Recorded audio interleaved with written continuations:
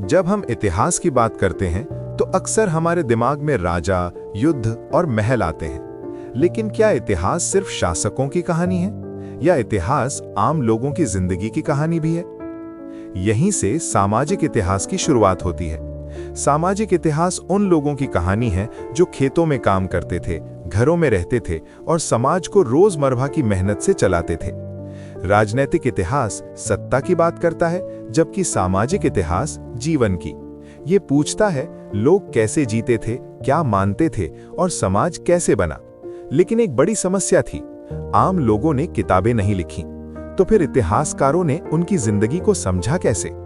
इसका जवाब है लोक परंपराएं, लोकगीत, लोक कथाएं, कहावतें और वे रस्में जो पीढ़ियों से चली आ रही हैं।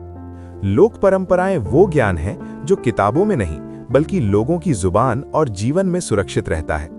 ये परंपराएं लिखी नहीं जाती बल्कि सुनी जाती हैं, याद रखी जाती हैं और अगली पीढ़ी को सौंपी जाती हैं। इतिहासकारों के लिए ये सिर्फ कहानियां नहीं बल्कि समाज को समझने के प्रमाण होती हैं।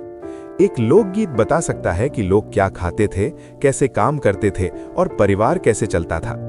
लोक परंपराएं लोगों की आस्था, उनके डर और उनके नैतिक मूल्यों को भी दिखाती हैं। इनसे हमें पता चलता है कि समाज में महिलाओं और पुरुषों की क्या भूमिका थी।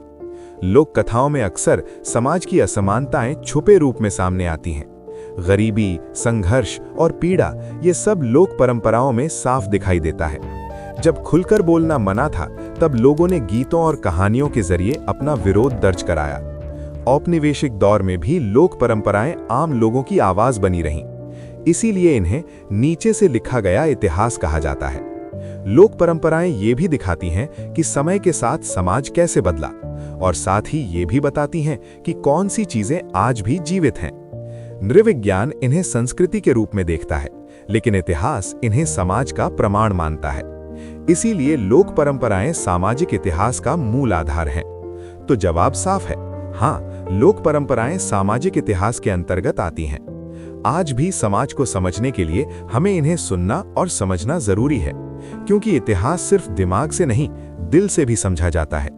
अगर राजा बताते हैं कि कौन राज करता था, तो लोक परंपराएं बताती हैं कि लोग कैसे जीते थे, और यही असली इतिहास है।